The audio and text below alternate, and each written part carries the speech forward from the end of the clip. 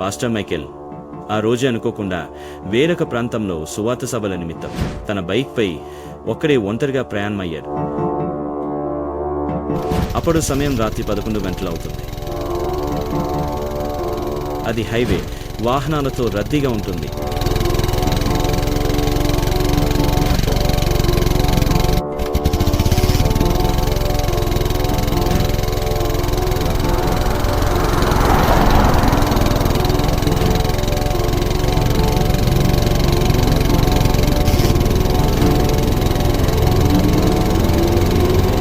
కొంత దూరం వెళ్ళాక సడన్గా ఏమైందో తెలియదు, కానీ వెనుక నుండి వేగంగా ఒక కారు వచ్చింది.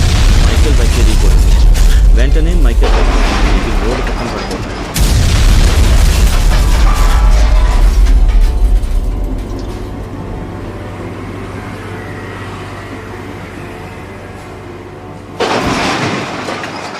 తలకు గాయాలవుతాయి.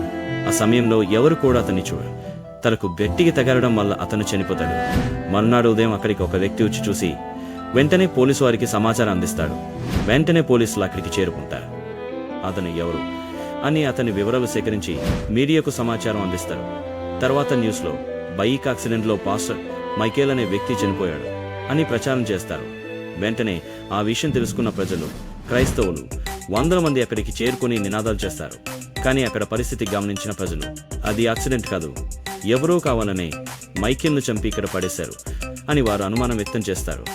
వారి అనుమానం ప్రకారం సీన్ ఒకసారి వెనుకకు వెళ్తే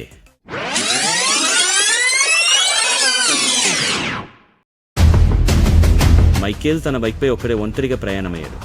అప్పుడు సమయం రాత్రి 11 గంటలు అవుతుంది. కొంత దూరం వెళ్ళాక అతనిని గుర్తు తెలియని వ్యక్తులు కారులో వెంబడిస్తారు. తర్వాత అతని బైక్ని క్రాష్ చేసి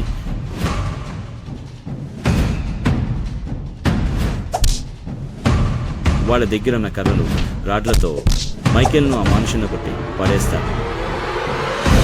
కానీ మైకేల్ అక్కడి నుండి తప్పించుకుని వెళ్తాడు. మళ్ళీ వాళ్ళు కారులో అతను వెంబడించి వెనుక నుండి వేగంగా వచ్చి తన బైక్ని గుద్ది వెళ్ళిపోతారు. అప్పుడు మైకేల్ రోడ్ పక్కన పడిపోయి ఉంటాడు.